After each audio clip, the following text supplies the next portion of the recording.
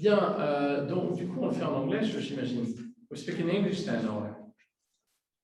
If possible, yes, please. Yes, no problem. Okay, so thank you very, very much for being here with us today. You know the purpose. For I'm very pleased to see you again. So hi Peter and hi Gunther.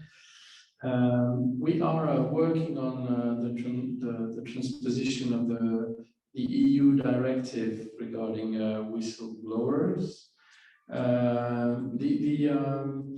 We are currently in the process of auditions to try to find out how we can improve the text, improve the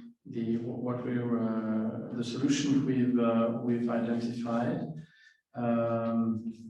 I'd be extremely interested. What is fascinating in this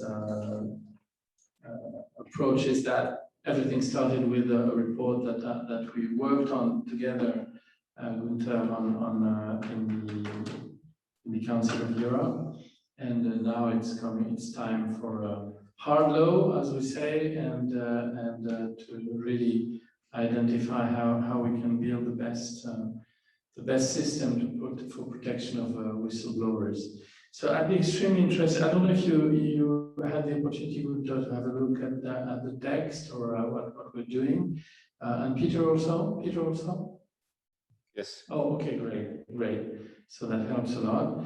So perhaps if you don't mind, if you could, in a few words, present yourself, introduce yourself, and we each time we have an interview or an audition, we ask the speakers to say a few words about their background and the interest they can have in either with economical interests or with NGOs, or just to clarify where you come from.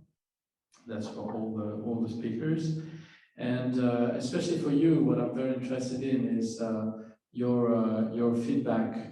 If you had a look at what we've written and proposals, and I'm looking forward to hearing your ideas and reaction. Thank you very much for being here today. Gunther, do you start? Or Peter, as you want. Yeah. Well, thank Peter, you very much. You start. Thank you very much, and I was really impressed to see an initiative by the French House of Representatives, you, Sylvain, and a number of your colleagues for a law on whistleblowers. I'm Peter Omtzigt. I have been a member of Parliament in the Netherlands for 18 years, which is a long time. And I've been in the Council of Europe for 17 years in the Judicial Affairs Committee. In that particular committee, I was rapporteur on whistleblowing about 10 years ago, wrote a report on the revelations of Mr. Snowden, and made some recommendations. Those recommendations ended up, Gunther, correct me if I'm wrong, I think in recommendations by the Committee of Ministers in 2016. Yes. For the general protection of whistleblowers. Those have also been used by the European Union for its directive, which you're now transposing into a law. After that, I wrote a second report, and then there came a third report by Mr. Wasserman himself. So, and then in that report, we decided that there should be a permanent general rapporteur on whistleblowing, and I'm the first one. And if I'm going to give up in a year's time, you would probably be the one to do that kind of work, I think. The work I'm doing is to follow up the implementation of the Assembly's resolution and the recommendations in the area. And you can do that, I can do that behind the scenes. So speaking to whistleblowers, speaking on conferences, or doing whatever. And sometimes I'm doing that in open, making open statements, like a statement I made, I think a few weeks ago on Mr. Assange, who is about to be extradited to the United States. Obviously, Mr. Assange is not a whistleblower according to the definition, but very well done. To Mr. Wasserman, in your text, Mr. Assange would be a whistleblower as he is a facilitator. And facilitators are also explicitly mentioned as having the same protection as the whistleblowers themselves. I've also been sending a letter to Croatia, where there has been a retaliatory prosecution of a whistleblower who has been pursued by Monaco. But the problem of these whistleblowers, obviously, we can only do so much. So in Parliament in France or in the Netherlands or in the Council of Europe, we can only help 1 or 2 or 3 whistleblowers at the same time. So it's very important to have good legal protection. And though my French is a bit shaky, I was impressed by the good text which been written. It's way more clearer than the Dutch proposal, which is very messy. It's a very clean text, what a whistleblower it is, how it's being protected, and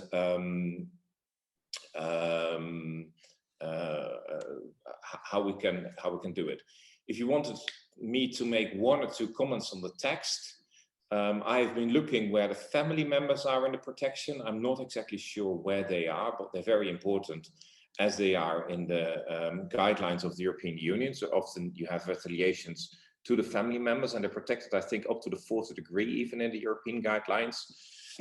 And I was interested from you to know where the secret services are. Because the secret services, and in France, I think you have about 5 of them, which is 3 more than we have. Secret services, nuclear industry, and that kind of things. You can't have the whistleblowing out in the open, because if you have it out in the open, you obviously have the discovery of state secrets and whatever. But state secrets, especially in a country like France, which has nuclear armaments, which has nuclear power. And I'm saying this not to blame you, but I'm living 10 kilometers from Almelo. And in Almelo, we had an incident 40 years ago where the Pakistani, Mr. Khan, copied the whole nuclear bomb, because we make nuclear fuel here in my constituency. And that nuclear fuel process was being copied by Iran. Was being copied by Pakistan, and the person who blew the whistle got his career destroyed for 40 years. He died about 4 weeks ago, and that's why in the report I wrote first, it's very important that especially state secrets, which are already more secret, where you're already more in an area in which it's easier to cover something up, are also covered somewhere in the law. But apart from that, I think the law is very neat, very clean. And if you want me, I will read it another time, but I only got to read it yesterday, so I haven't been able to go through it 2 or 3 times yet. Okay. Thank you very much, Peter. Gunther, perhaps, do you have a couple of things to feedback, and then I've got a couple of questions. Well, first of all, thank you very much, Sylvain, for this invitation, which is a real honor for me. Bon, je crois que je peux continuer en français. Je vais au moins tenter ma chance en tant que modeste secrétaire de commission. Je suis fier et content de constater que l'un de nos récents rapports de notre commission à l'Assemblée parlementaire, celui de Sylvain Wasserman sur l'amélioration de la protection des lanceurs d'alerte partout en Europe, a un impact vraiment direct dans un État membre, et pas n'importe lequel, c'est quand même la France. Et le leadership de la France a déjà produit des résultats impressionnants dans le domaine des droits de l'homme par le passé. Je rappelle les travaux de la diplomatie française pour arriver à une convention des Nations Unies pour la protection de toute personne contre la disparition forcée. Votre compatriote, le sénateur Gattolin, est en train de préparer un rapport pour encore améliorer le fonctionnement de ce mécanisme. Sera adopté début novembre. Monsieur Wasserman, c'était vraiment le résultat d'un effort à travers des décennies de la diplomatie française, et ça a marché. Il y a maintenant vraiment un instrument au niveau mondial qui peut fonctionner mieux, mais qui fonctionne. Donc, M. Wasserman est en passe de mettre en œuvre ce qu'il a préconisé dans son rapport adopté par notre Assemblée. Et ce sera à M. Omtzigt, rapporteur général, de faire en sorte qu'autant de ses collègues à l'Assemblée parlementaire que possible suivent son exemple, parce que c'est là un des atouts principaux de l'Assemblée parlementaire. L'Assemblée réunit des parlementaires. En anglais, on dit très justement des lawmakers, des parlementaires nationaux, et qui portent en même temps le chapeau de membre de l'Assemblée parlementaire du Conseil de l'Europe. Donc, c'est le mécanisme qui peut mener à des initiatives au niveau national, telles que celle de Sylvain Wasserman. Donc, c'est grâce aux deux rapports précédents, M. Omtzigt en 2010 et 2015, que la protection des lanceurs d'alerte est vraiment arrivée à l'ordre du jour du Conseil de l'Europe, et aussi a retenu l'attention de l'opinion publique, au moins le secteur de l'opinion favorable aux droits de l'homme et à la lutte contre la grande corruption et le crime organisé. C'est en participant à la préparation de ces rapports que j'ai moi-même pris la mesure des enjeux. En fait, il y a 3 ans, un compatriote de Peter Omtzigt, M. Van de Ven, a préparé un rapport sur la confiscation des avoirs illégaux. Nous avons vu que la Banque mondiale met à 2000 milliards de dollars américains chaque année, par an, les profits du crime organisé, et ça donne aux criminels une puissance de feu financière énorme qui met en danger la démocratie telle que nous la connaissons. Avec ces montants énormes, on peut acheter des États entiers, petits pour commencer.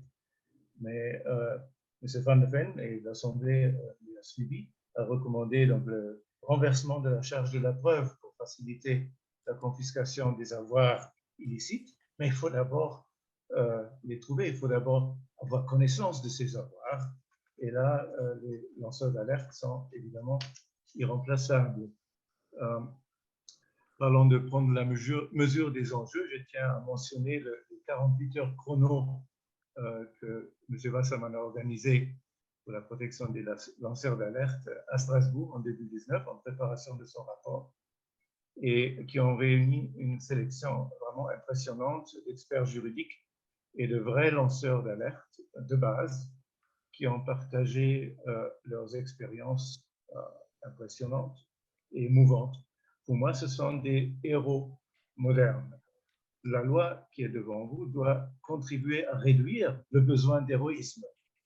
Signaler des dysfonctionnements, comme le dit M. Wasserman dans le rapport à l'Assemblée, doit devenir un réflexe citoyen normal. On ne doit pas être un héros pour signaler des dysfonctionnements qui risquent de faire des dégâts indicibles. Mais pourquoi est-ce qu'il a fallu tellement d'efforts de pédagogie pour faire reconnaître à leur juste valeur les contributions des lanceurs d'alerte? Car la situation est très différente selon les pays. Les lanceurs d'alerte ont une image très positive et une protection juridique assez développée au Royaume-Uni, par exemple, et aux États-Unis, mais pas en Irlande, par exemple. Et pas, et c'est triste pour moi, pas non plus en Allemagne. Mon pays d'origine s'est fait condamner par la Cour européenne des droits de l'homme à plusieurs reprises dans des affaires vraiment difficiles à comprendre. Je suis, dans ma première vie, avant d'aller au Conseil de l'Europe, j'étais magistrat en Allemagne. Je n'imagine pas que de telles affaires étaient possibles. Une employée de maison de retraite à Berlin, une simple employée, a vu des abus indicibles, des négligences extrêmes qui ont mené à des morts parmi les vieilles personnes qui vivaient dans cette maison de retraite. Après, elle a essayé en interne de soulever les problèmes, mais n'a eu aucun succès. Et après, elle est allée chez le procureur, comme chaque citoyen peut le faire. Et en fait, les responsables ont été punis. Et quand même, elle a perdu son poste. Et toute la procédure, tous les tribunaux allemands de toutes les instances jusqu'à la Cour fédérale constitutionnelle ont donné raison à l'employeur qui a viré cet employé engagé pour faute lourde, pour avoir violé le secret professionnel.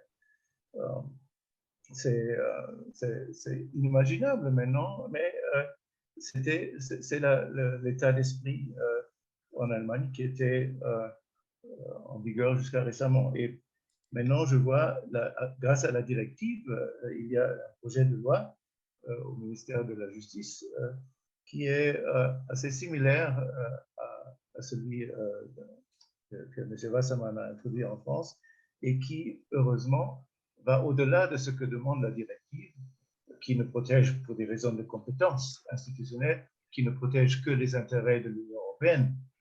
Et cette loi, comme nous le recommandons à l'Assemblée, couvre aussi des signalements de dysfonctionnement, de violation des lois nationales et des intérêts nationaux. Donc, c'est heureusement que cette loi va améliorer la situation qui était exécrable en Allemagne jusqu'à récemment. Et peut-être une explication, c'est que dans les pays qui ont eu une expérience de dictature et ou d'occupation ou de domination étrangère, les lanceurs d'alerte sont confondus avec des indiques ou autres collaborateurs avec les autorités détestées de tous. La Gestapo, la Stasi, le KGB, la Securitate, etc. D'où l'importance d'insister sur le fait, comme le dit de manière très claire l'exposé des motifs de la proposition de loi devant vous, qu'une bonne protection des lanceurs d'alerte est un véritable marqueur démocratique. C'est un outil justement pour protéger nos démocraties contre les menaces de la grande corruption, du crime organisé qui ne connaît pas de frontières et contre les petits et grands abus de pouvoir et de violation de nos règles de vivre ensemble qui sont mises en place par notre pouvoir démocratique. Loin d'être un handicap économique ou un luxe pour nos sociétés, une bonne protection des lanceurs d'alerte est un avantage concurrentiel pour les sociétés ouvertes par rapport au système autocratique. Chez nous, les violations des règles qui causent des dégâts énormes sont plus facilement découvertes et stoppées avant de devenir incontrôlables et avant de causer des dégâts irréparables. Dans un système autocratique, où ceux qui ont les informations sur des dysfonctionnements ont peur de les porter à l'attention de ceux qui peuvent faire quelque chose, ces dysfonctionnements continuent jusqu'à ce que les chocs, jusqu'à ce que les choses explosent, et parfois littéralement. J'ai en tête un autre exemple, le nucléaire, comme Peter l'a mentionné avant.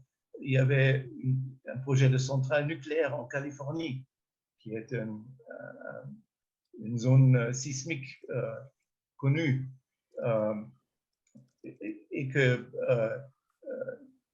il devait avoir un système très sécurisé pour protéger les réacteurs contre les effets de séisme.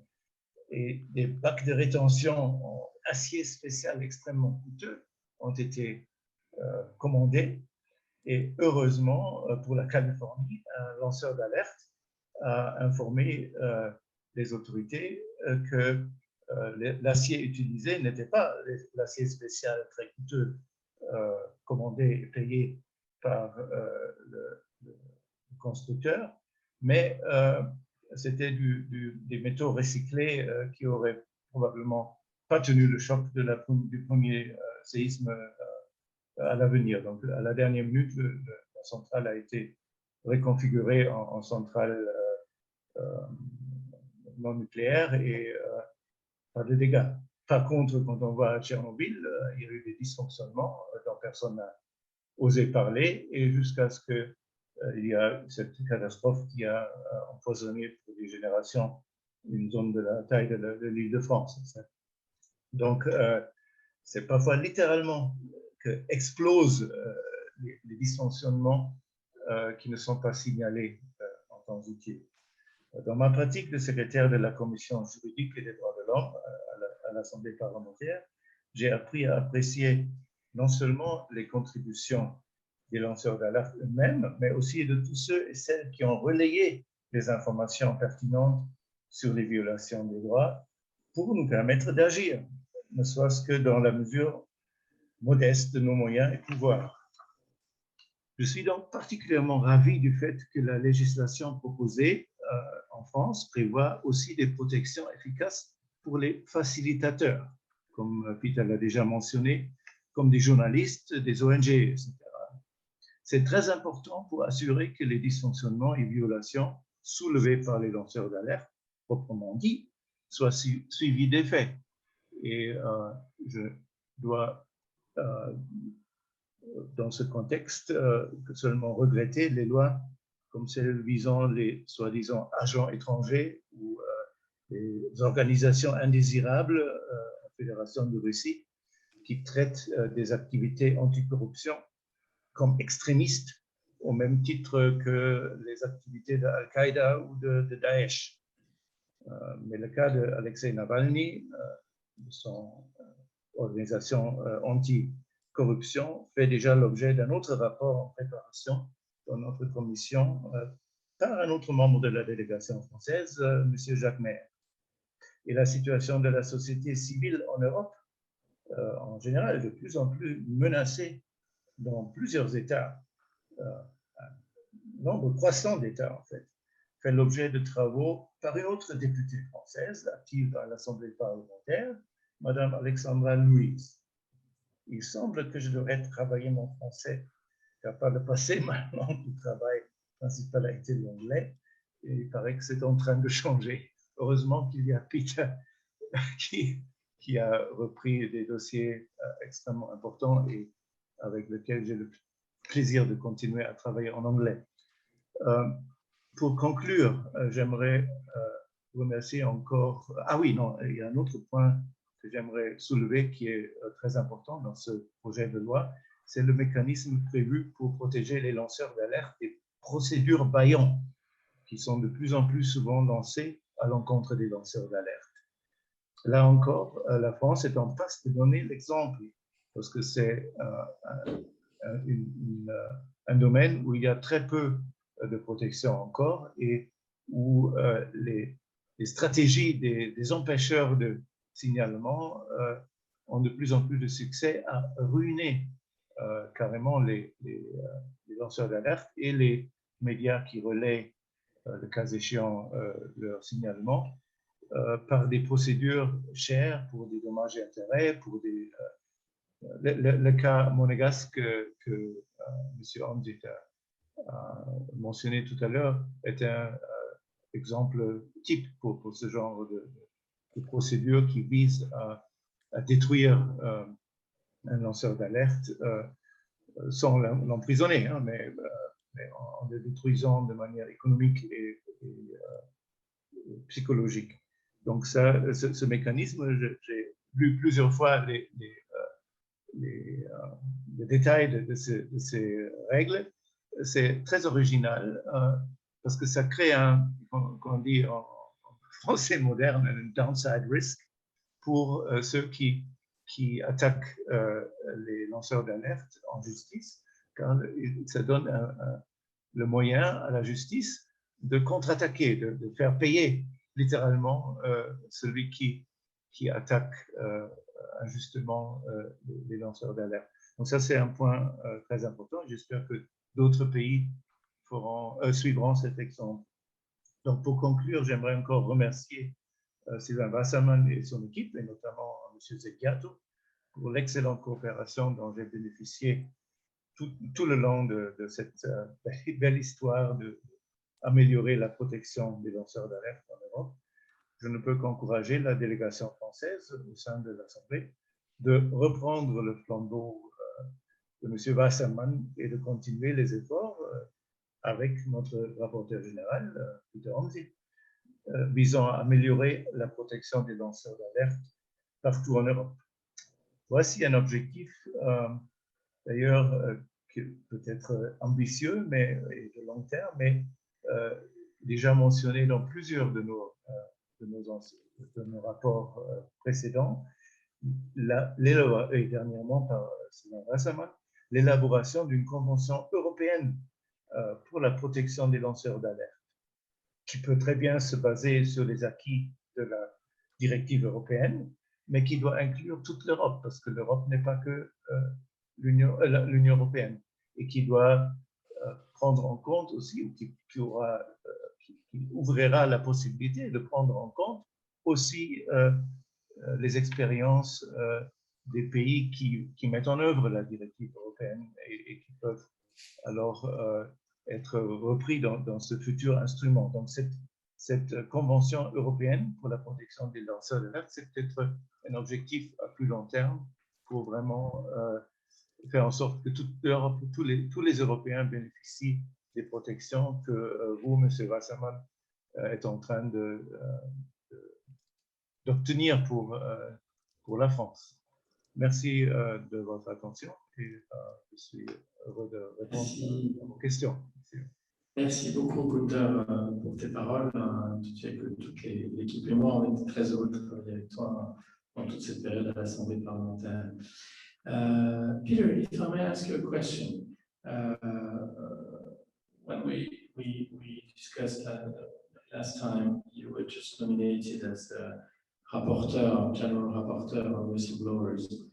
Can you tell me what the general atmosphere is now in Europe in terms of developing the protections for whistleblowers? And in particular, I was surprised that so few countries in the EU have undertaken the transposition yet.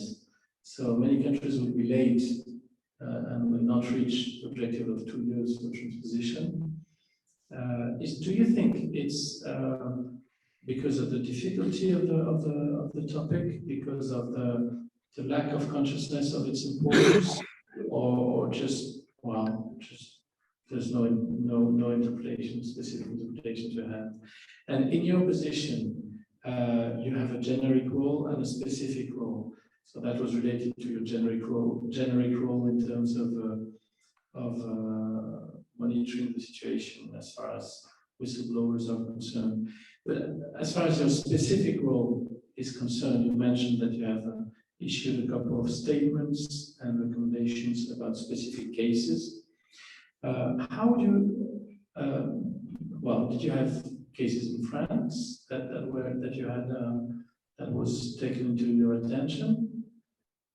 And do you have any idea of the volume, the number of whistleblowers that use the Council of Europe as a method to express their isolation or their inability to have their voice heard? So what's your general position on, what's your general feeling about the situation now in Europe? Well, as Gunther already mentioned, the UK had the best whistleblower laws and they left the European Union. The transposition is not going very well. Only about 9 countries are transposing it in time. So many countries are delaying. The Netherlands has a particularly bad proposal. What I liked about your law, Sylvain, is that in your particular law, you at least unify the French law with the European law. And many other countries like Germany or the Netherlands are having 2 different approaches. So they're transposing the directive at European Union law, and then they have a different procedure for domestic whistleblowers, because the European Union law says you have to, for instance, give protection to temporary workers, to family members. You also protect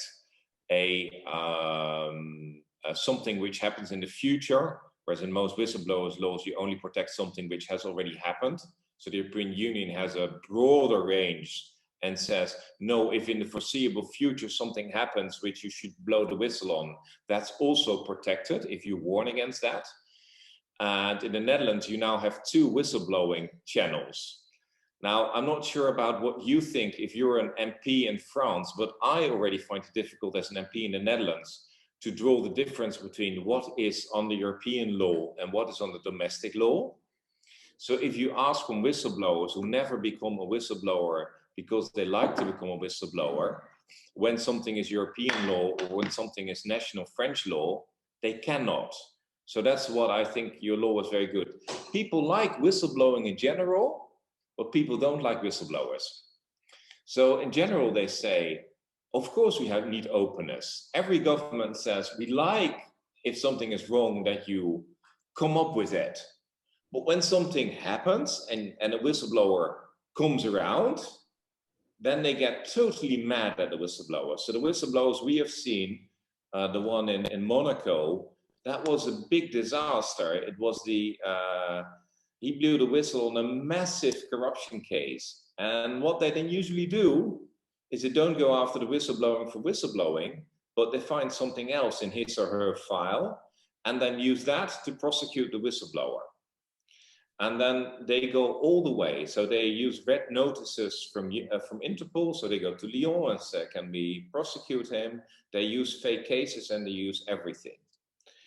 I don't have much time to make specific statements. Lots of people are coming on the line. They're obviously desperate, but I can only take a few cases at a time. That's why I think the case of Assange is really important, because obviously he blew the whistle on something really important, which is the Afghanistan war and the human rights abuses taking place over there. And still he's not being protected. And the whole idea of attacking whistleblowers is not attacking the whistleblowers, but is silencing 100 prospective whistleblowers. So the government goes after the whistleblowers because they know there is a big scandal. To give you one example I have in the Netherlands at the moment, I left my own party. Sylvain, you know, I've been home for sick leave for 4 months. I've been under quite some pressure because I discovered a scandal together with a colleague, and I was a government MP. And yesterday, and the tax service was saying to parents who had a double nationality that they were actually fraudsters. They were reclaiming all the child benefits, sometimes 10 or 20,000 euros. The parents would go bankrupt, had to sell their house. Some of them committed suicide. And today we found out that more than 1,100 children were placed in foster care from these parents. They had done nothing wrong. Still, the pressure was being put on me. And they tried to get me a different job. The cabinet had meetings about me, not about the parents. And that's the usual thing that happens. Now, I'm an MP, so obviously I survived because I can keep my job. They cannot fire me, so even my party tried that. But that's the kind of pressure you have to, at least in the last few months, I finally felt what kind of pressure you can be under when you say something which the government doesn't like. So the government, if you ever like English series, then Yes Minister and Yes Prime Minister is the best one you can watch. You're all about openness as long as you're in the opposition. And once you change from the opposition to being a government MP, then openness is out of fashion. You keep everything secret. So that's why you need these laws. I've not come across many cases in France in my investigations. The Zeebrugge disaster, by the way, which obviously the ferry between Belgium and the UK was the big catalyst for having whistleblower protection in the UK. I don't know whether you remember the roll-on, roll-off ferries in which they didn't close the ferry and many people died because the ferry sank. The Herald of Free it was the Herald of Free Enterprise, I think. So you need a big disaster somewhere for whistleblowers, because obviously when they then went back, at least 10 employees had warned, if you have a roll-on, roll-off ferry, then the nose of the ship opens. And obviously you don't need a degree to understand that you have to close the nose of the ship completely before you go off and go into the rough sea. And it wasn't completely closed. And so it sank for foreseeable reasons. And there had been a huge amount of pressure on the employees not to report the danger, because of obviously of gaining a few minutes in a highly competitive race between Zeebrugge and Calais and being fast and furious. But if I come across cases in France, I'll happily tell you. The volume of whistleblowers, now that's very difficult. One hopes that the internal channel works. And as long as the internal channel works, we will never see them. What is important is that you withstand pressure from your government to close the external channel or to limit the scope of the external channel. In the Dutch law, they have nearly made the external channel for going to journalists impossible. And only the threat of the external channel should be enough. The whole idea of the whistleblower legislation is that you never need the whistleblower legislation. So it should be made aware of that. Having said that, I have to be honest, sometimes I come across employers who complain about the whistleblower legislation being abused by employees with which they have a different view on how to solve a particular problem. So there is an issue which you always have to be careful about, that people who are whistleblowers can get protection. People who just have a conflict in the workplace cannot get protection. And that is something where friction will keep in place between the employer and the person who blew the whistle. And as long as you're aware of that, you can make a good law out of it. Does that kind of answer your question? Yes, absolutely. And I'd like to confirm that we had discussions about, the limits of national legal system and European laws. And I do think that it's better to have one unified system, because it's nearly impossible to make the distinction between the two. And more than that, it's completely unfair. It's now European rules apply to all various aspects of our day-to-day life. So there's no point, in my opinion, making a difference. And it's more difficult to make a global, a general unified system, but it's much more efficient. If I may add, it also makes no sense to give the national law and the national interest less protection than the EU law. Exactly. But that's what the Netherlands does, Gunther. That's why we now have a big fight in our own parliament, and I almost have the majority of MPs who try to send the law back. But that obviously means that we'll have a further delay in the implementation of the European guidelines. But that's the price to pay, because if the law just doesn't fit, it doesn't fit. So that's why when I read your law, I was really happy to see, because the Dutch law actually is illegible because it refers in its articles to European legislation. And it's also being written from the perspective of the legislator, not from the perspective of the person who needs protection. So if you are a person who needs protection, if you need to read the law, you really have to have a degree in law to understand what's being written. And for reading the French law, you can more or less understand it if you have a university degree. That helps a lot.